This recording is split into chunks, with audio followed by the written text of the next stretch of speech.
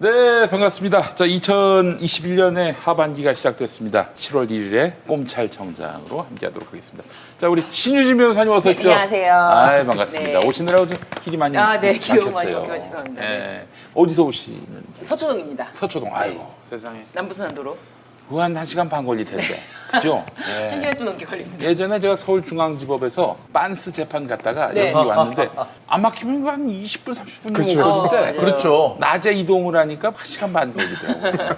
그래서 정말 참 더 아, 요즘 더 많이 막히는 것 많이 같아요. 막히는 교통체증이. 양상이에요. 특히 또 특히 퇴근 저는 시간. 퇴근 시간에 오는데 어디가 막히냐고. 꼭 여의도 부근 한강다리 건너가는. 그렇지. 아, 너무 힘들어요. 예. 거기만 아니면 어떻게든 금방 오겠는데. 네. 오늘 제가 또 1시간 또. 그래서 우리 사실 이 앞서서 네. 장용진 TV에 네. 복직 폭행 네. 라이브가 있는데 그게 일종의 어떤 완충 역할을 해주고 있습니다. 그러니까 우리 두 분이 늦은 적이 없잖아요. 네. 앞에 방송하고 있고. 대신에 독직 폭행이 늦죠, 저희가. 네, 그래요. 아, 정말 신의 한 수입니다. 그 시간에 방송하시는 거. 자, 우리 독직 폭행도 하시는 우리 장용진 국장님 어서 오세요. 안녕하십니까. 아주로 NP 편집국장이시고, 예. 자, 그리고 우리 김태영 기자님. 안녕하십니까. 버터팀. 김태현입니다. 네, 우리 사회부 김태영 기자님 또 함께하고 있습니다. 네, 예. 자, 2021년에 줄리가 왔습니다. 줄리가 왔어요. 줄라인가요? 제가 줄라이. 영어가 좀 짧아서. 근데 미시시피 쪽에서 줄기라고 합니다. 아, 그런가요? 네. 농담입니다, 여러분. 농담이에요. 오늘 바로 네. 광고로 가겠습니다. 여러분, 오늘 사실 꿀이에요. 사실 오. 꿀만 주려고 그랬어. 그래서 내가 막 화를 냈습니다. 아니, 그럼 밥을 줘라. 네. 이 밥에다가 꿀 비벼 먹겠다고 그랬는데 이 떡을 또 준비를 해주셨습니다. 아, 떡, 가래떡. 그래요. 자, 율산 양봉, 율산 와우. 양봉입니다. 자, 여러분 꿀을 구매할 때 가장 고민되는 것이 바로 이 점이죠. 이게 과연 진짜 꿀일까 아닐까? 예, 진짜 벌꿀일까 아니면은 가짜 벌꿀일까? 하얀 꿀이라고 하죠. 사양꿀, 네. 설탕으로. 설탕을 먹인 꿀. 아, 그래요. 자, 이제 이런 거 걱정하실 필요가 없습니다. 김용민닷컴에서 율산 양봉의 김형호 벌꿀을 만나보시기 바랍니다. 농부가 직접 생산과 가공, 판매까지 올인원으로 진행하는 안전하고 건강한 꿀입니다. 심지어 배달까지 한다는 소문은 없습니다. 예. 생산, 가공, 판매까지 올인원으로 진행하는 김형호 벌꿀. 자, 김형호 벌꿀은 탄소 동위원소 B-23.5 이하의 천연 벌꿀만을 사용합니다. 네. 탄소 동위원소 B란 사양 벌꿀과 설탕 섞은 벌꿀과 천연 벌꿀을 구분할 수 있는 과학적 기준인데 아카시아는 마이너스 23.5%, 야생화는 마이너스 22.5%를 기준으로 놓고 보면 사양 벌꿀, 벌에게 설탕물을 먹여 만든 꿀, 낮으면은 천연 벌꿀로 구분이 되는데 23.5 정도면은 뭐 굉장히 낮은 천연 벌꿀이라고 볼 수 있는 그런 꿀이라 하겠습니다. 자, 김형호 벌꿀은 국내산 100% 천연 벌꿀로 농촌 융복합산업 인증을 받았을 뿐 아니라 대한민국 농림축산식품부로부터 신지식인 농업인으로 인증받은 35년 벌꿀 장인의 믿을 수 있는 천연 벌꿀입니다. 와. 채널A, 서민 갑부 등 각종 방송에서도 소개된 유명인이기도 한데요. 제가 사실은 부업으로 네. 꿀 사업을 한번 해보려고 했었어요. 그 브랜드까지 정했어요. 네. 핵잼꿀. 핵잼꿀. 그런데 제가 이 율산 양봉 김형호 벌꿀을 보고 포기했습니다. 아, 이 벌꿀 장인이 시장에 계시면은 이거 경쟁이 안 되겠구나. 핵잼꿀은 포기했습니다. 자, 가격 정보 말씀드리겠습니다. 야생화 꿀, 아카시아 꿀 350g 18,000원입니다. 야, 이렇게 쌉니까? 670g 3만 원, 1200g 4만 원, 2400g 7만 원. 야, 무게가 더할수록 네. 싸지는 네. 그런 구조입니다. 자, 꿀 꿀스틱도 있어요. 그 앞에 그 정용진 국장님 네. 보여주세요. 네. 이런 꿀 스틱입니다. 여기 스틱이. 요거 저 15g 곱하기 30호 35,000원입니다. 네. 아, 5% 할인을 또 하시겠다고? 세상에 5% 할인 추가로 하신답니다, 여러분. 김용민닷컴에서 구매하셔야 될 텐데 국내 최대 규모의 양봉 농장인 율산 양봉이 생산하는 믿을 수 있는 김형호 벌꿀을 김용민닷컴에서 압도적 최저가에 만나보시기 바라겠습니다. 전화번호 080-411-4001번으로 문의해 주시면 되겠습니다. 자, 여러분 빅뉴스가 있습니다. 7월 1일부터 7월 31일까지 7월 한 달 동안 김용민닷컴의 전 제품이 배송비 무료의 와. 초특급 이벤트를 진행합니다. 야, 세상에 배송비가 무료일 수 있습니까? 와, 많이 너무 사야 짱. 무료였는데 네. 그게 아니에요. 여러분 순대 하나만 사도 5,000원짜리 순대 하나만 사도 또 다이어트용 1,900원짜리 닭가슴살 한 팩만 사도 와. 배송비 무료입니다. 정말요? 네, 그렇습니다. 와, 이건 너무 손해 아닌가요? 그러니까 그걸 다 감수하고. 감수하고? 네, 그래요. 자, 이 18,000원짜리 김형호 벌꿀을 주문하셔도 배송비는 0원입니다. 빵원이에요. 지금 바로 김용민닷컴에서 전 제품 배송비 무료의 압도적 최저가 쇼핑을 경험하시기 바랍니다.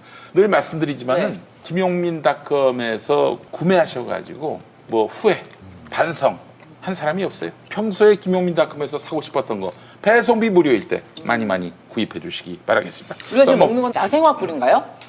무슨 아카시아 꿀이에요? 꿀 같은데. 아카시아 꿀이에요? 아카시아 꿀. 그래요. 아카시아 꿀. 이 벌써 이 꿀 냄새가 확 들어오네.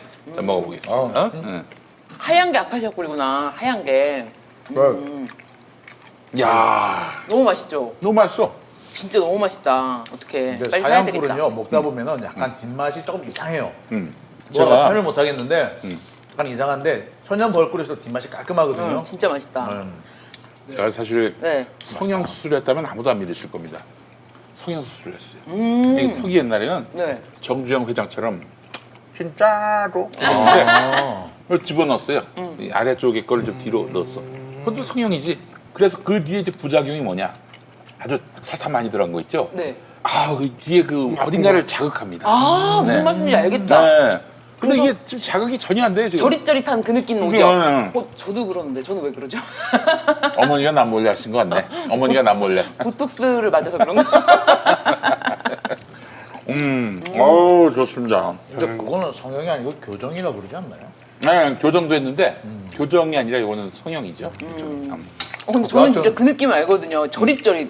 치아 때문에 그런 줄 알았더니 그게 그럼. 아니네요. 이게 진짜 너무 설탕 안 맛있어. 섞은 사양벌꿀이 아니라는 게 입증이 됩니다. 전 사실은 아카시아 벌꿀 말고 그냥 보통 꿀을 먹었는데 이거 진짜 이거 너무 투명하고 너무 맛있어서 와 이거 진짜 구매해야 돼. 그 진짜 꿀을 구매. 먹으면 진짜 말이 안 나오네. 그래서 꿀 먹은 벙어리가 괜히 있는 말이 에이, 아니에요. 그런 말 하면 안 되죠. 정의당에서 연락 와요. 아유, 네. 정의당은 취소하겠습니다. 언어교정당입니다. 가래떡하고 너무 잘 맞는데요. 가래떡하고 네. 꿀하고 그렇지. 너무 잘 맞는데. 가래떡을 너무 잘라주셔가지고 안 자르고 먹었다면 네. 가래떡을 좀 더 드리고 싶네요. 아닙니다. 이건 들고 찍어 먹어야 되는 건데 너무 맛있다 진짜. 그러니까 아니 이렇게 해서 찍어 그렇죠. 먹어야 되는데 몇 개 안 남는 거 없어요? 저는 먹었어? 이런 거는 좀 여유 있게 좀 준비해 주세요. 아니 제가 좀 더 드릴게요. 너무 맛있다 진짜. 좀 꿀 아유, 먹어드릴게요. 제가 좀 고맙습니다. 덜어드릴게요. 몇 개 더. 네. 야, 이거 저 꿀은 남을 텐데 꿀을 쪽쪽 빨고 왔어요, 이따 방송에. 진짜 방송 맛있어. 중에. 오. 아니 진짜 맛있어. 사실 저는 꿀 어디다 많이 찍어 먹냐면은 요거트. 그렇지. 섞을 때. 요거트 있잖아요. 그 된 요거트 그거를 그릭 요거트라고 하거든요. 거기다가 꿀을 항상 타서 먹어요. 그런데 또 꿀을 많이 먹을 때는 치즈. 치즈에는 꿀 좀 먹으면 진짜 맛있거든요. 뻑뻑한데요. 네? 단짠의 정석이네요. 너무 맛있어요. 정말 어떤 치즈도 꿀 찍어 먹으면 진짜 맛있거든요. 네. 근데 이 꿀이 너무 고급져가지고 치즈의 풍미를 더 올릴 것 같아. 완전히. 나는 와. 저기 커피를 집에서 내려 먹을 때 네. 그렇지. 꿀을 섞어서 먹는데 그럼 향긋해요. 그 저기 뭐 이런 거 커피 향이 엄청 그 좋아요. 뭐라 진짜. 그러지? 그 설탕 같은 거. 시럽. 시럽 같은 거 안 넣고. 아유. 이거 넣어야지 이거. 비교가 안 되죠 그거랑. 그리고 제가 꿀을 많이 먹는 거는 식빵에다가 식빵을 딱 이렇게 토스트기에 구워가지고 꿀을 이렇게 발라요. 바른 다음에 이제 사실 뭐 치즈 한 장 딱 올려서 먹으면은 진짜 맛있는데 이거는 진짜 너무 고급지다. 항상 댓글은 저희의 어떤 말보다 항상 뛰어나신데 언어교정당이라고 했더니 언어교정의당이라고 언어교정의 당. 언어교정의당. 언어교정의 당. 네. 정말 이 꿀을 이렇게 마음껏 먹으니까 너무 좋네요. 야, 원래 꿀을 좋아해요 제가. 꿀을 정말 우리 사부님도 꿀을. 꿀 같은 분입니까? 꿀 네? 떨어집니까? 사부님? 남편. 네. 아니 말이라도 그렇게 해줘야죠. 꿀 전혀 안 나가. 고개를 양쪽으로 돌리는 속도가 거의 뭐 윤돌이 정도의 속도. 740번 정도 늘지 않을까. 아, 근데 나 참 요즘 나이가 들었다는 게 느껴지는 게 네. 40대 초반만 해도 아내가 울면 내가 안아주고 머리 쓰다듬어주고 그랬는데 요즘 아내가 나를 쓰다듬어주고 내가 울고. 아니 에스트로겐이 많이 늘어난 것 같아. 그래. 거꾸로 되고 그러니까 우리 집사람은 자기가 요새 테스토스테론이 뿜뿜하는 것 같다고 얘기하는데 나는 요새 에스트로겐이 뿜뿜하는 것 같다고. 중성화가 돼간다고. 그러니까 이게 꿀같이 영양이 많은 거를 먹으면서 자신의 호르몬 관리를 해줘야죠. 나중에는 그러다가 점점 어려져가지고 아내 앞에서 도리도리 될 것 같아요. 도리도리 할 것 같아요. 네.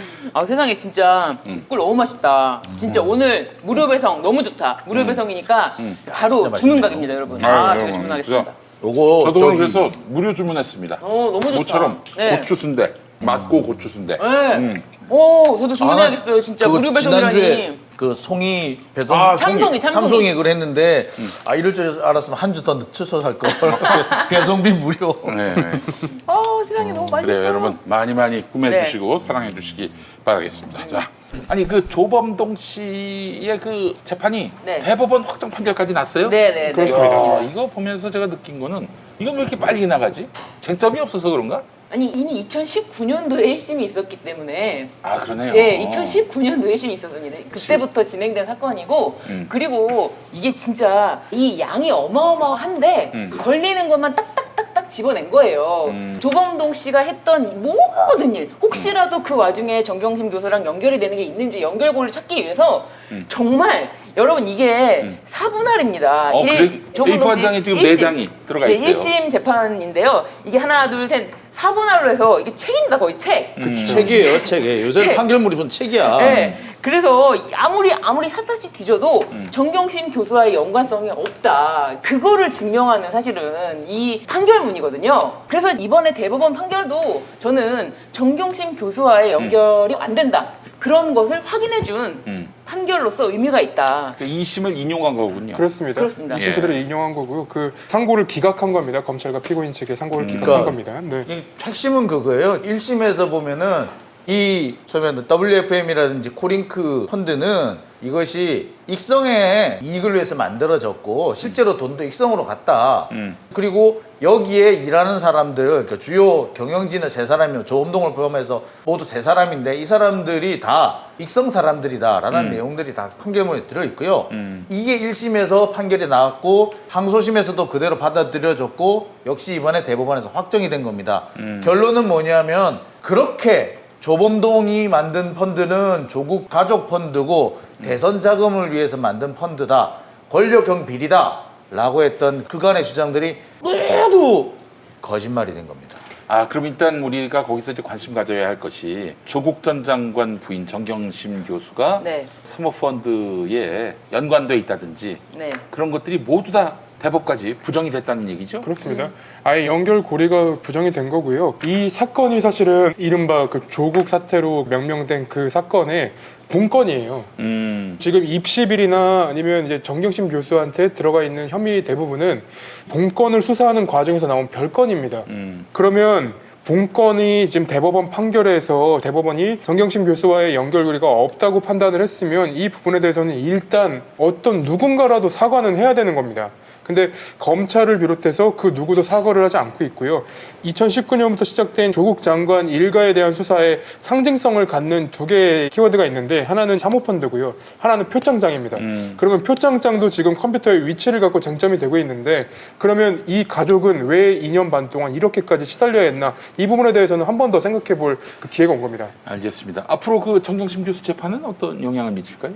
사모펀드, 그러니까 관련 투자한 혐의들 대부분은 날아간다고 볼 수 있습니다.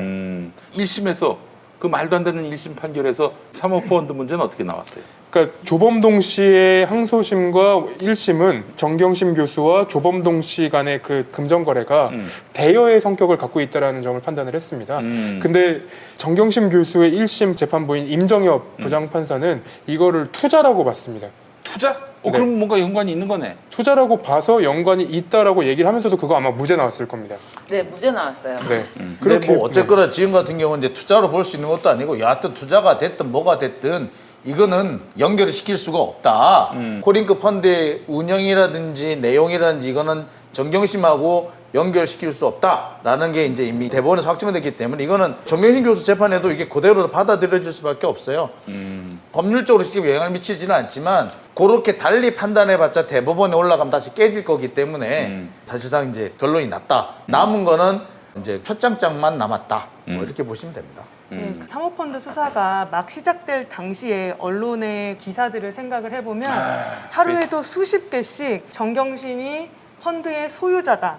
그러면서 뭐 압수한 파일에서 뭐 여회장이라는 폴더가 나왔다 이런 식의 기사들이 굉장히 많이 나왔었는데 그 기사들을 작성한 기자들이 만약에 어떤 상당한 확인 없이 네. 그런 기사들을 작성했고 그 기사를 통해서 펀드의 실소유주가 정경심 교수다라는 그런 사실을 적시를 한 것이라면 그 기사에 대한 법적 책임을 이제 묻는 그런 절차가 진행돼야 되는데 제가 이제 오늘 판례를 하나 찾아보니까 기자들이 그렇게 기사를 막 쓸 수 있었던 이유가 검찰 내부에서 어떤 관계자로부터 그런 얘기를 들었고 그렇지. 또 그 검찰 고위 관계자로부터 들은 거는 그래도 좀 상당히 신빙성이 있지 않느냐 그러면서 안심을 하면서 그 기사들을 이제 썼다고 알고 있는데 수사기관 내부에 있는 사람 그러니까 공식적으로 그 피의 사실을 공보할 수 있는 그런 공식 책임자가 아니라 그냥 내부에 있는 어떤 관계자로부터 들은 것만 가지고 기사를 쓴 것은 그걸만으로 책임이 면제되지 않는다는 그런 고등법원과 대법원 판례가 있기 때문에 판례가 있군요. 예, 그래서 어떤 일이 있었냐면 이 판례에서는 이렇게 항변을 한 거예요. 이건 검찰 고위 관계자로부터 들은 거기 때문에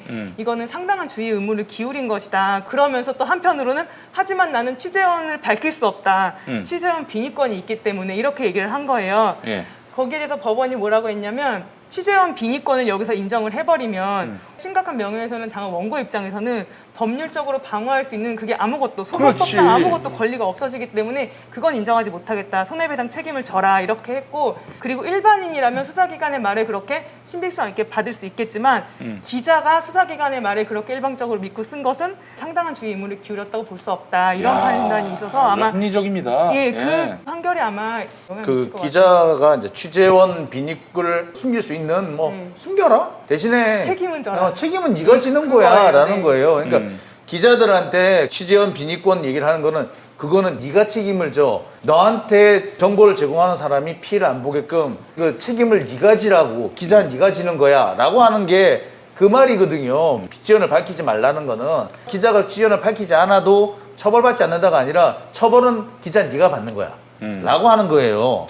그러니까 이제 처음에는 진짜 검찰 관계자로부터 받았겠지. 조국을 어떻게든 죽여야 되는 그런 윤석열 검찰의 아무개가 기자한테 줬겠지. 그러니까 기자는 검사가 나한테 줬는데 만약에 내가 이걸 갖고 보도했다가 무슨 소송 들어가면은 형사의 경우는 면책될 수 있지 않겠는가? 그렇잖아. 아니 결국 기소는 검찰이 해야 되는 건데 내가 검찰로부터 정보 받았으니까 이거는 해결될 수 있지 않을까라고 생각을 했는데 윤석열이 영원히 갈 줄은 몰랐던 거야 이 친구들이.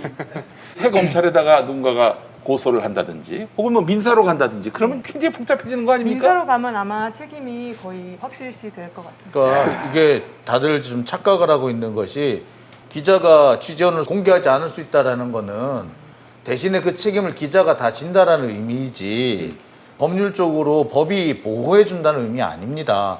그래서 기자의 그 취재원 보호가 숭고하다, 존중받는 이유가 거기서 나오는 거예요. 그 책임을 내가 다지겠다. 왜? 내가 그 사람 말만 듣고 쓸 게 아니라 내가 취재를 해가지고 확인할 거기 때문에 내가 그래서 결국에는 기자한테 정보를 제공해준 그 사람의 잘못이 아니라 확인을 잘 안 한 내 잘못인 거다. 그렇지. 그렇기 때문에 나한테 정보를 제공한 그 사람은 내가 숨겨주는 게 맞다. 아니면 이게 뭐냐면 내가 취재를 게을리 해놓고서 그 사람한테 이게 책임을 떠미는 게 되는 거예요. 그렇죠.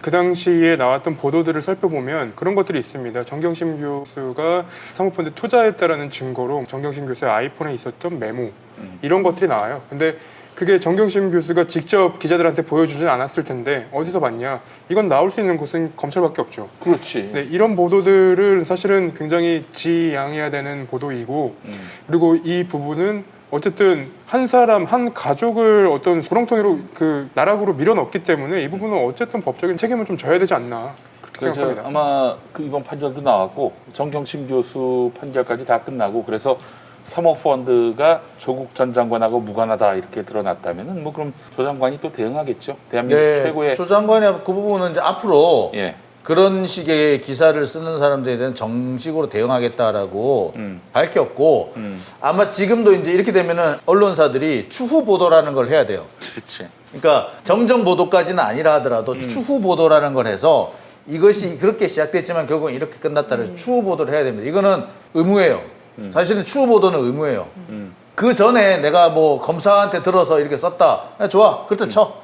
그렇다면은 결국에 검사의 주장이 틀렸다라는 것이 나왔으면 그에 대한 추후 보도를 충분히 해주는 게 맞는 겁니다. 그래야지 기자가 검사말 듣고 마음대로 써제꼈으면 그거에 대한 책임을 지는 게 그거예요. 근데 지금 다들 그럴 자세가 안 돼 있어. 다들 지금 줄리한테로 넘어가가지고 줄리한테는 왜 그렇게 줄리 얘기를 그렇게 다 들어줘? 만약에 줄리가 아니라 정경심이었어 봐 어떻게 썼겠어요 지금? 어? 아니 그 김경률 회계사 그 양반이 사실 이 사모펀드 문제를 갖고 조국 펀드니 혹은 뭐 권력형 비리 펀드니 하면서 막 연기를 피워냈잖아요. 단정적으로 얘기했는지는 모르겠습니다만 하여튼 그런 의혹이 들게끔 또 그런 의혹이 상당히 설득력이 있는 것처럼 사람들로 하여금 인식하게끔 그동안 줄기차게 스피커 역할을 해왔고 참여연대 출신 전 참여연대 혹은 진보적 시민단체 출신의 회계사가 한 말이라고 해서 또 수구 언론들이 잔뜩 또 이렇게 그 부풀렸단 까만 말이죠. 책도 그 사람이 썼잖아요. 그러면서 그 까만 책 속에서는 우리 욕을 엄청 했더만. 까만 책, 흑서. 네. 우리를 욕하다니 나도 욕했어. 두 사람을. 우리가 제대로 취재도 안 하고 조국 장관 편을 들어준다는 식으로 엄청나게 비난을 했었어요. 그리고 툭하면은 이 사람이 뭐 아주경제를 대놓고 꼭 집어가지고 뭐라 그러기도 하고 그리고 이 양반이 제일 문제가 되는 건 뭐냐면 얼마 전까지도 조국 펀드에 문제가 있다라고 확실하다고 큰 소리를 떵떵 쳤어요. 근데 안 나왔잖아. 근데 그 사람이 왜 민주당이 뭐가 돼요? 면접위원? 면접관. 내가 볼 때는 민주당이 미친 거예요 지금. 도른 거 아닌가 싶어 지금. 그래서 국민들이 오늘 특히 민주당 당원들이 정말 대노했습니다. 대노하신 게 합리적이지. 아니 어떻게 그런 사람을 데려옵니까? 게다가 또 이 사람은 지금 이 사모펀드, 조국 펀드 이게 다 구라로 드러났는데 대법원에서 이렇게 두껍게 판결문으로서 아니다 이렇게 판단을 했는데 관련해서 사과했습니까? 정정했어요? 그런 거 없었잖아. 물론 그런 의무가 자기한테 없다고 생각할 수도 있겠지. 그러나 이렇게 해서 조국 일가가 그야말로 도륙을 당했습니다. 도륙을 당했어요. 이와 관련한 일말의 책임을 좀 져야 되는 거 아니에요? 근데 일말의 책임이 아니라 한 덩어리의 책임을 져야죠. 이 사람은 그치. 아니 지금 이렇게 대법원 판결이 났으면은 김경률 씨는 입을 닫아야 돼요. 입을 닫고 칩거에 들어가야 돼요.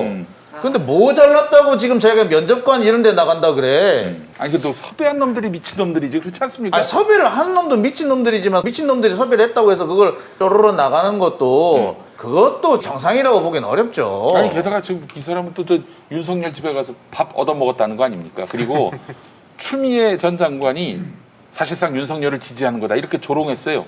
그러니까 결국 이것만 보더라도 김경률이 미워서 이 차원이 아니라 추미애 전 장관에 대해서 굉장히 몹쓸 말들을 많이 했습니다. 그런 식으로 이제 조롱하기도 했고요. 뭐 고발한 걸로도 알고 있어요. 그 다음에 예. 김경률 씨 제일 나쁜 거는 뭐냐면 참여연대를 탈퇴를 하면서 음. 참여연대가 정파적으로 문제가 있으면 문제가 있다고 해야 되는데 정파적으로 조국을 감싸기 위해서 조국이 잘생겨서 감싼다는 거야. 예? 참여연대가. 그래서 내가 야, 참여연대 이거 못 정말 있겠다고 해서 탈퇴를 했어요. 참여연대에 대해서도 심각한 명예훼손을 한 거예요. 그래놓고 이제 와가지고 뭐가 어쩌고 어째? 내가 이제 김경률 같으면 쪽팔려서 어디 나가지를 못하겠다. 어떻게 뻔뻔스럽게 이렇게 하고 있어요, 이 사람은. 야, 김경률 고소해라. 이거는 내가 깽판 묻게. 아우 씨. 너는 그러고도 너는 그렇게 나도 모르는데 형님 김용민 TV에서 그런 얘기하면 어떻게 장영진 TV에서 해야지. 아이 참가. 우리는 아무런 관련이 없습니다. 우리는 아무런 관련이 다만 없어요. 김경률 회계사는 굉장히 자신의 본분을 망각한 행동을 했고 그 사람이 회계사잖아요. 예. 회계사가 이 펀드 내역에 대해서 수일간 밤새서 자기가 열심히 봤다 이렇게 자신의 이제 페이스북에 글을 게시함으로써 그런데 문제가 있다 심각하다 심각한 문제가 있다고 얘기했던 거 이 부분에 대해서는 정말 책임을 져야 되지 않을까 싶고 그리고 이 부분에 대해서 자신이 조국 펀드다 심각한 문제가 있다 증거가 있다라고 했던 이야기가 전부 다 거짓말인 거죠. 대법원에서 확정 판결로서 아무런 관련이 없는 것으로 드러났다면은 정말 이 부분에 대해서 언론도 그리고 우리도 모두 다 이 사람은 왜 그렇게 말을 했는지 사실은 이렇게 회계사가 얘기한 게 굉장히 신빙성이 높았잖아요. 그랬죠. 그래서 나는 변호사니까 내가 사모펀드에 대해 잘 모르는 것에 대해서 혹시 봤나? 저도 그런 생각을 했었거든요. 오. 심지어 나도 내가 보지 못하는 것에 대해서 회계사가 봤다면 회계사가 문제 있다면 혹시라도 놓치는 게 있지 않을까 이렇게 생각을 했는데 이 사람이 지금 무슨 짓을 했는지 이 사람한테도 손해배상 청구를 해야 되지 않을까 싶어요. 저는. 제가 볼 때 김경률이라는 사람은 기본적인 어떤 말 이런 걸 사면 후한무치라고 그러는 거예요, 이런 거 보고. 어떻게 자기가 지금 그런 식으로 그런 공익적인 자리에 나갈 수 있단 말이에요. 밤을 어떻게 샜길래 확실하다는 얘기를 그렇게 함부로 합니까? 그래 좀 뭐 대법원 판결이 항상 옳은 건 아니니까 그렇다 치고 그럼 확실하다는 증거를 한번 내보라고요. 아니, 1, 2, 3, 지금까지 4 다 확실하다 이겼잖아. 확실하다 하면서 확실하다는 증거를 내본 적이 있느냐고요. 1, 없잖아요. 2, 3심 다 조국 쪽이 이겼잖아요. 그러면은 그렇습니다. 네. 김경률 말은 뭐 씨알도 안 먹겠다는 얘기 아니야, 한마디로 그러니까 얘기해서. 이분 같은 경우에는 권력형 범죄라는 말을 단정적으로 했고요. 그리고 예. 수일에 거쳐서 권력형 범죄를 증명할 수 있는 충분한 증거를 가지고 있다라는 말을 단정적으로 했기 때문에 이 부분은 큰 문제가 있다고 생각을 하고 그리고 네. 조국 전 장관과 정경심 교수에 대한 어떤 공격이 필요할 때는 모든 기자들이 김경률, 권경의 진중권을 찾아갔습니다. 그러면 이분들 같은 경우에는 그때 어떤 증거를 갖고 어떤 생각을 하면서 이렇게 언론에 대해서 인터뷰에 응했는지라는 이런 부분들은 앞으로 자기들이 밝혀야 될 문제예요. 그렇죠. 아니 더 황당한 거는 이 사람이 회계사잖아요. 그런데 이제 조국 전 장관의 재판, 특히 사모펀드 관련해서 자신이 회계사라는 이유로 조국 백서는 회계사도 없이 자기들끼리 꼼지락꼼지락 하는 것이 웃겼다. 이러면서 뭐 박수치고 좋아했다 뭐 이러면서 되게 조롱하는 표현을 굉장히 아니, 활자로 썼기 때문에 이거 정도면은 진짜 이건 출판물에 의한 명예훼손이 정말 정확하게 되는 거잖아요. 출판을 했기 때문에. 그러니까 이 뻔뻔스러운 사람인데 이런 뻔뻔스러운 사람이 고개를 빳빳이 들고 돌아다닐 수 있도록 민주당 지도부가 뭘 초빙을 해요? 미친 거 아니에요 이거? 아니, 게다가 지금 조범동 판결이 났는데 나고 이틀 지났나? 하루 지났나? 아니 그러면 지금 김경률이가 어떤 책임을 져야 되는지 관심이 있고 의지가 있다면은 다 알 법한 사람들이 말이에요. 아니 다 알 법한 사람들이 아니라 알아야 되는 사람들이에요. 그렇죠. 내용을 알아야 되는 사람들인데 그러면서도 이런 짓을 했다라는 거는 진짜 머리 뚜껑을 한번 열어가지고 그 안에 뭐가 들었는지 살펴봐야 되는 거예요 지금. 뭐 하는 짓인지 모르겠어요. 아, 우리 저 경률이 형은 이번에 좀 사과 좀 하세요. 이거 사과할 일입니다. 이거 그냥 넘어갈 일이 아니에요. 어디 대중 앞에서 자기 얼굴 드러내고 자기 이름 내놓고 활동하는 분이라면은 이 발언이 잘못됐다면은 사과해야 합니다. 김용민이가 뭐 누구한테 사과를 요구받지도 않았지만 윤석열 두둔한 거, 이 사람이 검찰총장 돼야 한다는 거. 아니 기회만 있으면 제가 사과합니다. 잘못 봤다고 사람을. 그렇게 해서 좀 실없는 사람이라는 비판을 들을 정도로 사과하는데 야. 아니 지금 언론에 그렇게 많이 주목받았던 분이 말이야. 본인이 주장했던 조국 펀드 다 구라로 드러났으면 이에 대해서 책임을 져야지. 그리고 또 이런 제안이 왔다면 민주당한테 저 면목이 없습니다. 정말 잘못한 과오가 있기 때문에 이건 수용할 수가 없으니까 이해해 주십시오. 이래야지. 그것도 한대요 또. 그거 제안한 사람도 웃긴 사람들이고 진짜. 아니 그래서 제가 지금 거기 제가 지원을 해가지고 1대1 면접에서 네가 그러고도 그 자리에 앉을 자격이 있냐? 한번 대놓고 한번 그렇게 말할 자리를 한번 만들었으면 좋겠어요. 아니 형님, 내가 YTN 사장 지원한 걸로 이제 끝냅시다. 네. 내가 YTN 사장 지원한 걸로 끝냅시다. 그 김경률 아니, 너무 씨. 이상해. 우리 스스로가 다 희화화 되는 겁니다. 아니, 김경률 씨가 조국 전 장관에 대해 그 사모펀드에 대해 판단한 근거를 라디오에 나와서 얘기를 한 적이 있네요.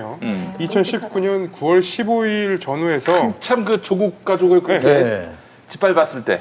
예, 그때의 법인 등기부 등본 전자공시 시스템 유료화된 신용정보 언론들이 가지고 있는 제보 자료들 저희와 공유한 측면이 있다. 그리고 이런 말씀드리면 좀 건방져 볼 수도 있지만 어느 언론사보다 더 깊게 넓게 공부한 상태. 뭐 요 말은 맞을 수도 있겠네요. 다른 언론사보다는 많이 알고 있을 수 있겠지만 재판이 진행되는 동안 검찰이 내놓은 증거들 보면은 사실 이게 정말로 권력형 비리였나라는 점은 저는 모르겠어서 계속 그렇게 검찰을 비판을 했던 겁니다. 그리고 이 기사와 관련해서 사실 김경률 씨 그리고 진중권 씨, 서민 씨 전부 다 재판에 들어와 본 적은 없어요. 그러니까 2019년 11월을 전후해서 기소했던 그 당시의 정보만 갖고 얘기를 했던 겁니다. 그러면 이 사람들은 그때 판단했을 때 어떤 증거들을 갖고 있었는지 혹은 검찰과 공유를 했는지 아니면 판사가 본 증거들보다 더 많은 증거들을 자기들이 갖고 있다면 그 부분을 좀 오픈해 줬으면 좋겠어요. 그때 또 내놓지 왜? 아유, 다 썼는데 충분히 자기들이 할 말 다 했죠. 책에 썼겠지. 증거가 있으면 책에 썼겠지. 근데 책에 보면은 그런 얘기도 만담이에요, 없어요. 만담. 네. 그러니까 그 3시간인가 4시간인가 자기들끼리 대화한 내용을 책으로 쓴 거잖아요. 그러면 저희도 뭐 조국 흑서의 흑서라고 해가지고 저희가 이렇게 1시간 방송한 거를 책으로 쓰면 그것도 같은 내용이 되는 게 아닌가 싶습니다. 그래요. 그런 김경률 씨를 더불어민주당 국민경선에 면접관으로 두려고 했다. 이게 제가 아까도 잠깐 얘기했지만은 이게 대단히 불공정한 이유가 추미애 후보 얘기에 있어서 네. 김경률 씨는 특수관계입니다. 일단 추미애 장관이 윤석열 검찰총장에 대해서 지휘권 발동했을 때 검찰청법 위반 소지가 있다면서 고발을 했어요. 네. 그 고발한 시민단체 대표가 김경률이야. 아니 고발인이 피고발인하고 다른 무대에서 만난다는 거, 그것도 네. 공당의 대통령 후보를 뽑는 자리에서 만난다는 거, 이게 합리적입니까? 김경률 씨 표현대로 하자면 김경률 씨는 법률가 하나 없이 그걸 어떻게 합니까? 자기는 회계사 하나 없이 뭐 썼다고 뭐라고 하던데 지는 법률가 하나 없이 그런 짓을 왜 합니까 그러면? 네. 고발장을 왜 냅니까? 또 한동훈 감찰은 위법하다면서 추미애 장관을 또 고발한 일도 있었고요. 그리고 문재인 대통령 추미애를 끌어내릴지 본인 지지율을 끌어내릴지 선택하라, 이런 추미애 장관을 비방하는 그런 레토릭을 냈어요. 이게 특별한 관계입니다. 근데 그런 사람을 지금 국민 면접단 패널로 쓴다? 그럼 다른 후보에게는 이익을 주고 추미애 후보에게는 불이익을 주는 거 아닙니까? 이거 불공정 경선 아니에요? 그렇죠. 그리고 심지어 말씀하신 것처럼 윤 전 총장까지 만나고 와서 그 사람의 전원 정치 시대 때 아직 대통령 출마 선언하기 전에 6월 중순에 그 사람이 얼마나 좋은 사람인지에 대해서까지 충분히 대변인 역할을 하던 사람인데 네. 당연히 지금 말씀하신 것처럼 추미애 전 장관에게는 굉장히 불공정한 면접관을 애초에 이렇게 처음부터 이거는 특정 후보에 대한 배제를 목적으로 만든 아주 불공정한 경선 룰이죠. 그게 아니면 모르고 했거나 모르고 했다도 해도 문제고 알고 했다고 그러면 더 문제고. 그러니까 저는 이번에 경선 기획단 네. 다 그만두셔야 한다고 생각합니다. 도대체 누가 경선 기획단을 하고 있는지 이렇게 수준 낮은 생각밖에 못 하는지 도대체 그 머릿속에는 뭐가 들었는지 아우 네, 정말 참 열불납니다, 진짜. 그래요. 김경률 얘기는 뭐 여기까지 해도 충분히 유감없이 한 것 같습니다. 네. 예. 오늘 김건희 씨 얘기를 안 할 수가 없을 것 네. 같은데, 예, 김건희 씨 스스로 줄리라는 말을 입에 올렸어요.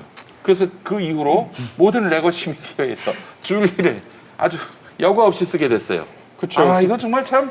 이렇게 말을 하더라고요. 사실 확인이 안 된 사실이다. 사실은 사실이라는 건가요? 사실 확인이 안 된 사실이다. 이렇게 말을 정확하게 하더라고요. 그래서 이제 언론들이 줄리라는 말을 써도 뭐 어떻게 막을 길이 없게 됐어요. 저 본인이 얘기를 했으니까요. 예. 오늘 우리 홍카콜라님께서 네. 네, 그 오전에 뉴스공장에 나왔고 그런 얘기 하더라고요. 이거는 치명적인 실수다. 그러니까 그날이 신생 매체와 언론 인터뷰를 한 김건희 씨가 인터뷰를 한 날이 윤석열 전 총장의 출마 선언 날이에요. 그렇죠. 같은 날 한쪽에서는 완전히 그런 내용을 모르는 것처럼 얘기를 하고 한쪽에서는 자기가 아니다라고 얘기하면은 이거는 둘 사이에 어떤 합의나 생각이 공유된 것도 아니지 않나. 네네. 둘 사이가 완전 단절돼 있나 이런 의심까지 갖게 되는 상황인 겁니다. 그러니까 만약에 정무 라인이 같았다면 한쪽으로 아예 둘 다 모른다고 하거나 둘 다 그렇게 해명을 하거나 그렇게 해야 되는데 한쪽에서 이렇게 얘기를 해버리는 것은 굉장히 윤석열 전 총장한테도 치명적인 정치적 타격을 주지 않을까 네, 싶습니다. 홍 의원이 이렇게 말했잖아요. 그 진위에 대해서 국민들이 집요하게 검증하려고 들 것이다. 그렇습니다. 네, 본인이 직접 본인의 입으로 얘기한 것에 대해서는 검증을 해야 되지 않을까. 그렇죠. 네. 자기가 그 윤석열 전 총장이 그날 출마 선언을 하면서 그런 얘기했어요. 선출직 공무원은 무제한 검증을 받아야 된다고. 그러니까 자기가 그렇게 얘기했으니까 앞으로 무제한 검증을 좀 받으셨으면 좋겠습니다. 그래요. 김건희 자, 씨가 예. 제일 처음에 공식적으로 나와서 해명을 한 것이 나는 줄리가 아니다. 난 너무 바빠서 줄리할 시간도 없었다. 이건데 사실 만약에 김건희 씨가 해명을 해야 한다면 해명할 것은 그게 아니라 코바나 컨텐츠 대표로서 그렇지. 도이치모터스사와 어떤 관계에 있었는지 그리고 기업들로부터 돈을 받았을 때 그 돈의 대가성이 있었는지 없었는지 이런 어떤 재산 축적 과정에서의 어떤 의혹에 대해서 제일 먼저 해명을 했어야 될 거라고 저는 생각이 드는데 오히려 이런 어떻게 보면은 세간에 떠도는 이런 소문들 좀 자극적인 소재 이런 것들을 말을 함으로써 정말 검증 받아야 될 것이 지금 묻히고 있지 않나 이런 생각은 들더라고요. 글쎄 오히려 그런 생각도 들어요. 진짜 중요한 거는 아니 그러니까 저희들만 해도 줄리라는 얘기를 잘 안 했어요. 그죠? 뭐 그런 얘기 던져낸다 하고 그냥 웃고 농담 삼아 치고 그냥 넘어가고 했었지. 거기에 대해 심각하게 얘기한 적이 없거든요. 오히려 우리가 얘기했던 거는 코바나 콘텐츠 협찬금, 그렇죠. 그다음에 도이치모터 주가 주가 조작, 조작. 그다음에 장무와 관련된 여러 의혹들, 그다음에 이 모든 사안들이 다 왜 어떻게 아주 심각한 사안들인데 다른 사람이라면 이렇게 쉽게 넘어가지 못했을 텐데 어떻게 이렇게 쉽게 넘어왔느냐. 이거에 대해서 윤석열이나 그 주변 사람들이나 윤석열 사단이라는 검사들이 영향을 미치지 않았느냐. 이 부분을 좀 확인하고 싶었던 거예요. 저희들은 그게 더 중요하거든요. 그다음에 또 한 가지는 지금 많이 거론이 안 됐습니다만 경기도 양평에 그 물려받은 땅이 원래는 탄지였는데 딱 중부 내륙 고속도로가 지나가는 곳만 미리 고속도로 놓여지기 전에 쫙 필지 정리를 하고 개발하고 길도 뚫고 막 그래놨더라고요.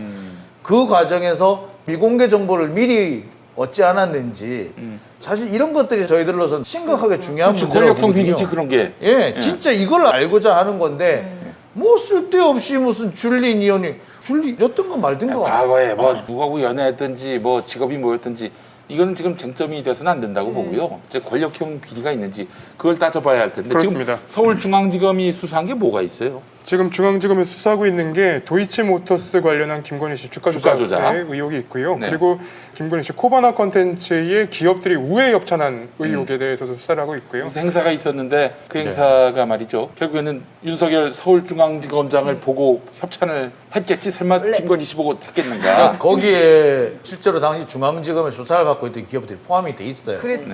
예.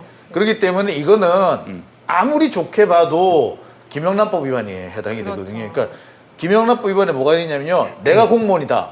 근데 우리 집사람이 돈을 받았다. 라고 해도 걸려요. 아, 그게 윤석열의 범죄가 되는 겁니까? 가족의 범죄가 되죠. 가족의 범죄가 되고 그 부분에 대해서 또 받았으면 받았다 신고하게끔 돼 있어요. 그렇죠. 근데 그 부분 나중에라도 알았으면 신고를 해야 되는데 아직 신고했다는 얘기를 제가 들은 바 없거든요. 그런 부분하고 또 한 가지는 이게 만약에 부분을 경제 공동체로 본다라고 하는 그동안의 그런 판례를 그대로 적용시키게 되면 이건 뇌물이 돼버려요. 뇌물. 그러니까 그렇죠, 이런 맞아요. 겁니다. 저 같은 경우는 아예 저희 집사람한테 얘기를 해요. 당신 어디 가서 돈 받으면 안 된대. 왜? 내 언론인이다 이가. 언론인이기 때문에 당신이 나와 관련해 가지고 돈을 받으면은 나도 걸린대. 그러니까 우리 집사람 한 말이 웃기고 있네. 받아 나와라 뭐 이렇게 얘기를 하는데 야, 그 생각해보니까 나도 언론인이네. 평화나무 네. 언론 발행인입니다, 제가. 예, 그 걸려요. 아이고, 그러니까 그 인식을 못했네 그동안. 그러니까 내 가족이 돈을 받아도 걸리거든요. 그러니까 경제 공동체 그렇죠. 예. 보기 때문에 그래 이게 직무와 관련 없이 받았으면은 이게 김영란법 위반이 되고요. 직무와 요만큼이라도 연관이 됐으면 뇌물이에요. 근데 지금 이건 돈을 받았다는 것 자체로도 이미 김영란법 위반에 해당이 돼요. 돈 액수도 크기 때문에. 그러니까 요거는 분명히 문제가 됩니다. 그러니까 요거는 사실 딱 떨어져 이거는.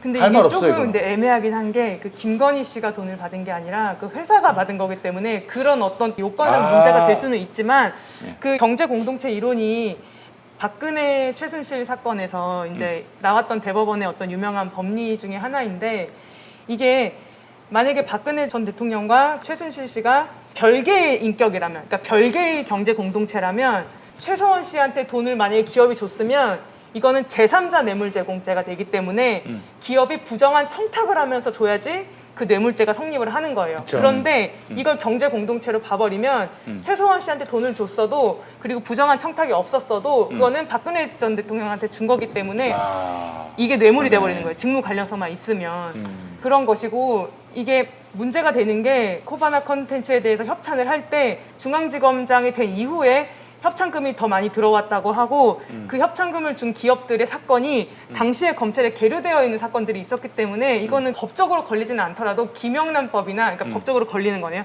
굉장히 그러니까 어떤 김영란법으로 정말 걸리는. 정말 부적절한 어떤 철저한 그러니까 검증의 이제 대상이 아까 되어야 되는 이게 것이죠. 이게. 코바나 콘텐츠가 이제 회사니까 그것도 별개의 법인이니까 그걸 끼고 있으니까 조금 그 살펴봐야 될 부분이 있다 말씀하셨잖아요. 이게 사실 이런 짓을 많이 해요. 왜냐하면은 사실 최순실 씨도 K 스포츠 재단이나 미르 재단을 집어넣었잖아요. 이게 그러네요. 예 그런 식으로 해서 받는 창구를 달리하는 맞네요. 방법이 있는 그게 거거든요. 있네요. 예. 네, 맞네요. 그러니까 그래서 제가 볼 때는 이거는 거기 되면 딱 떨어지는 거예요. 사실 최순실하고 박근혜는 혼인 관계도 아니잖아요. 가족도 아니고. 그런데 이 사람들은 혼인 관계예요. 그렇기 때문에 오히려 더 밀접하게 경제공동체를 볼 가능성이 훨씬 커지죠. 그러네요. 예, 그러니까 이 부분은 어떻게든 간에 해명을 하든 아니 이게 내가 볼 때 이거 처벌을 피하기 좀 어려워요 이거는. 김영란법이라도 처벌을 받게 돼 있고 도이치모터스 같은 경우에는 전 두 가지 가능성이 있다고 보거든요. 그러니까 주도는 안 했지만 돈을 주고 이득을 본 네. 이득을 봤을 가능성은 있죠. 그러니까 그 부분이 있는지 없는지를 확인해야 될 거라고 보고요. 그 다음에 정말 중요한 거는 장모도 그렇고 김건희 씨도 그렇고 숱한 문제들이 있는데 왜 한 번도 제대로 된 수사도 안 받고 다 빠져나갔느냐. 오히려 김건희 씨의 도이치모터 주가 조작 사건 같은 경우에는 그 관련 정보를 기자한테 알려준 그 경찰관이 징계를 받았어요. 처벌을 받았다고. 똑같은 짓을 한 검사는 룰루랄라 진급을 하고 있고 올해 큰 소리 떵떵 치고 살고 경찰관은 똑같은 걸 했는데 잡혀 들어가냐고요. 자, 이런 거는 뭘 말하느냐면 수사 과정에서 외압이 들어가 있었다. 보기에 따라서는 검찰 내부에서의 수뇌부에서의 압력이 들어가지 않고는 생기기 어려운 현상이란 말이에요. 이 부분에서 과연 윤석열 후보가 어느 정도 개입을 했는지 우린 요게 알고 싶은 거예요. 아니 물론 줄리 찝찝해요. 제가 물어봤거든요. 그러니까 오늘도 기사를 이제 하나 썼는데 줄리 어쩌고 저쩌고 하는 그런 말 잘못하시면 명예훼손으로 고소당할 수 있습니다. 기사를 썼어요. 우리 후보에 보고 기사 쓰라 그랬어. 근데 이성은 그래 사생활이야. 결혼 전이야. 라고 하지만 마음 한 구석에서는 찜찜하지 않아요? 유흥업소에서 일하던 사람이 영부인? 아씨 그런 소문이 있다는데 아씨 이런 느낌이 들 거란 말이에요. 이런 느낌이 들지 않겠느냐라고 제가 기사를 썼었어요. 이게 솔직한 마음일 거다 뭐 이렇게 하긴 했는데 그래서 찝찝해요. 찝찝하지만 우리는 거기에 대해서 말하고 싶지 않아요. 의도적으로 안 말할 거예요. 그 줄리 그 사생활에 대해서 얘기하는 게 오히려 그거는 인격권이나 어떤 명예권. 그래요, 위험해요. 그거는 그게 위험해. 위험한 거죠. 그걸 이제 본인이 그거는 얘기해보세요. 조심을 해야 되는 부분이고 그거는 아까 말씀하셨던 것처럼 도이치 모터스 주가 조작 사건에서 분명히 어떤 선수라고 불리던 사람들에게 통장과 돈을 가져다 줬단 말이에요. 그걸 알면서 가져다 줬느냐 몰랐느냐 그리고 그 이후에 도이치 모터스에서 어떤 주식을 매수를 하면서 굉장히 기업보다 더 싼 가격에 매수를 했단 말이에요. 그래서 네.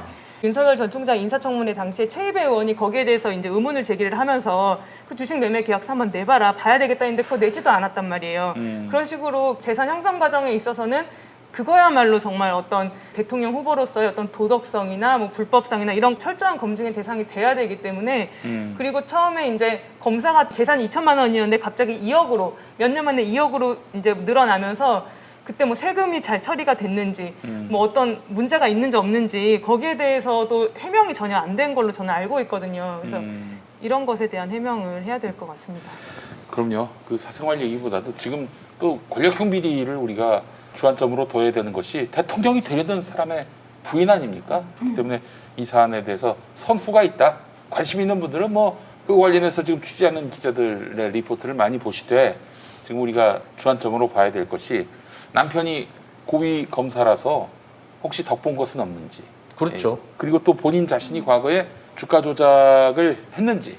주가 조작은 사실 화이트 칼라 범죄 중에 흉악범 아닙니까? 흉악범. 흉악범이죠. 그래서 이 시장 자본주의 이런 사회에서 이거는 아주 극형에 처해져야 될 그런 범죄이기 때문에 이 부분은 반드시 따져봐야 될 텐데. 근데 사실은 우리 저 성렬이 형은 2012년 이후 그때 이제 결혼한 거 아니에요. 그 이전의 일에 대해서 왜 나한테 시비를 거느냐 그러는데 최근에 뭐 이런저런 자료를 보게 되면 또 최은순 씨가 검찰 가서 진술한 걸 보면은 두 사람이 2009년이었나요?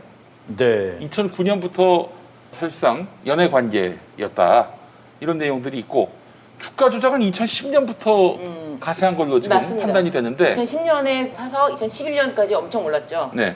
그렇다면은 주가 조작도 역시 관련이 윤 없다고 검사하고 하기는 이 조금- 무관한 일인가? 네. 이것도 한번 좀 따져볼 필요가 있을 것 같아요. 그 당시에 결혼 전이었지 아무런 사이도 아니었고 전혀 몰랐다라고 하기 어려운 이미 친밀한 관계면은 아니 뭐 정말 말씀하신 대로 박근혜 전 대통령과 최순실 씨가 뭐 결혼한 관계도 아니고 단지 매우 친밀한 관계 아니었습니까? 그렇지. 매우 친밀한? 예. 그 정도라면은 결혼 직전이었기 때문에 그 직전 단계에서 자신의 배우자가 결국은 된 김건희 씨가 했던 행위들이 윤석열 전 총장에게 반드시 이걸 물어봐야 되는 문제가 될 수 있다고 봅니다. 충분히. 둘 사이의 사실혼 관계면은 뭐 큰 문제가 없는데 네. 또 연애 관계면은 큰 문제가 없는데 만약에 남자가 여자한테 구애를 하는 관계였다. 네. 그런 와중에 이 남자가 자기 권력으로 구애하는 여성의 뭐 편의를 봐줬다. 해줘서는 안 될 편의를 봐줬다. 그 내용은 어떻게 됩니까? 그러니까 자신의 권력을 이용해서 자신의 지인에게 영향력을 행사하는 거잖아요. 네. 그것만으로도 그거는 아, 굉장히 그렇군요. 문제가 심각한 거죠. 아, 제가 네. 저기 많이 쫓아다녀가지고 아니 많이 근데 쫓아다녀가지고 근데 이 사건들을 보면 사실 윤석열 전 총장 가족과 관련된 사건들에 대한 기자들의 어떤 스탠스가 이전에 있었던 여러 사건들에서 보여줬던 스탠스랑 굉장히 다릅니다. 그러니까 기자들이 왜 이렇게까지 윤석열 전 총장에 대한 의혹이 없다고 얘기를 하려고 노력을 하는 건지 그 부분은 진짜 의문입니다. 그러니까 아니 언론이 권력자의 비리가 있는지 검증하는 거 그리고 가혹하게 검증하는 건 언론의 본연의 역할이라며. 근데 왜 여기에서는 본연의 역할을 안 하느냐고요. 왜 쉴드를 치워주고 난리야. 그게 무슨 언론이야. 그렇지. 이거는 언론이 아니라 계란판 장사예요. 그래서, 계란판 제조업이에요 이거. 이전까지 이제 고위 공직자가 되려는 사람들에 대해서 그 언론이 보여줬던 그만큼의 검증을 거친다면 사실 윤석열 전 총장에 대한 어떤 의혹들은 단 한 번도 제대로 해명된 적이 없는 것으로 제가 알고 없죠? 있습니다. 없죠. 지금 대부분은 윤석열 총장이 그러니까 이전에 서울중앙지검장일 때 논란이 됐을 때는 서울중앙지검장이 되면서 흐지부지되고 검찰총장이 됐을 때는 또 검찰총장이 되면서 흐지부지됐습니다. 그러니까 이 사건이 어느 정도 지금 의혹으로만 남아있은 지 벌써 굉장히 오랜 시간이 지났기 때문에 한 번쯤은 제대로 검증을 해야 되는 게 아닌가. 선출직 고위 공직자로서 무제한 검증을 받겠다고 윤석열 전 총장이 얘기를 했으니까요. 네. 무제한 검증 받는 게 맞고요. 네, 그럼요. 거기에 대해 성실하게 임하셔야 됩니다. 그럼요. 괜히 뭐 저기 뭐 고소 고발하고 그러시면 안 돼요. 네. 근데 툭하면은 그 동네 분들은 자꾸 고소 고발을 너무 좋아하시는 것 같아가지고 문제는 뭐냐면 그 양반들이 고소 고발을 하게 되면은 경찰이나 검사들이 되게 부담스러워해요. 이게 자기들이 볼 때는 별 내용이 아니라 하더라도 상대방이 검사 혹은 전직 검사, 검찰총장 그러면은 이걸 그냥 어떻게 하기 어려운 거예요 이게 처리가. 이게 정말 사람이 어쩔 수 없는 그런 게 있나 보더라고요. 그러니까 이런 것들에 대해서 겸허했으면 좋겠습니다 검증에. 네. 그리고 같은 기준이라면 최근에 윤석열 전 총장이 후배 검사들한테 전화를 했다고 합니다. 중앙감사인사 발표 뒤에. 근데 그 이후에 윤석열 전 총장이 전화를 해서 흔들리지 마라. 그리고 쥐가 뭔데? 네, 그러니까요. 흔들리지 마라, 잘 버텨라 이렇게 얘기하는 것들 사실은 다른 정치인이나 다른 사람들이었다면 가이드라인을 주는 것이다라는 얘기가 분명히 수사 나왔어야 될 가이드라인을 얘기인데 줬다라고 할 수 있고 수사에 대해서 은근히 영향을 미친 거다 간접적으로 그렇게 지적을 받을 수 있는 상황이죠. 그렇죠. 저는 그래서 어제 대전지검에서 낸 그 수사 보도 자료를 보면서 이게 윤석열 전 총장의 힘이 여전히 남아 있구나라고 느꼈던 게 백운규 전 장관에 대한 어떤 배임 교사 혐의에 대해서 그 김호수 검찰총장이 수사심의위원회를 이제 소집을 했습니다. 네. 근데 거기 보도자료에 뭐라고 써 있냐면 김호수 검찰총장이 직권으로 수사심의를 소집했기 때문에 라고 써 있어요. 보통은 그런 얘기 쓰지 않습니다. 윤석열 전 총장만 해도 그 한동훈 검사장에 대한 어떤 수사심의를 열려고 할 때 그 부분에 대해서 자기가 독단적으로 했음에도 그 부분 대검의 부장들이 그렇게 비판하지 않았었어요. 언론에도 많이 나오지 않았었고.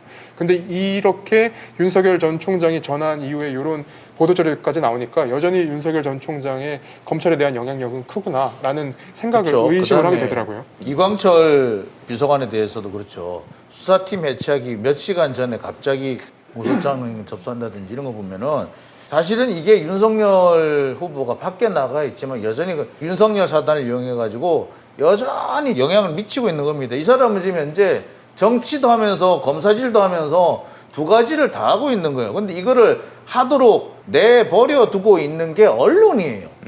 언론이 이걸 비판하고 감시하고 못하게 해야 되는데 잘한다 잘한다 우쭈쭈쭈쭈 이러고 있으니 이 나라 꼴이 이딴 식으로 가느냐 말이에요. 진짜 내가 대통령 출마하고 싶다 진짜. 나는 윤석열 잡으려고 대통령 출마한다는 얘기를 할까 생각이 돼. 왜? 저 꼼잡는 몇 개 사시겠지? 그러시기를. 예. 추매가 하실 것 같아요. 김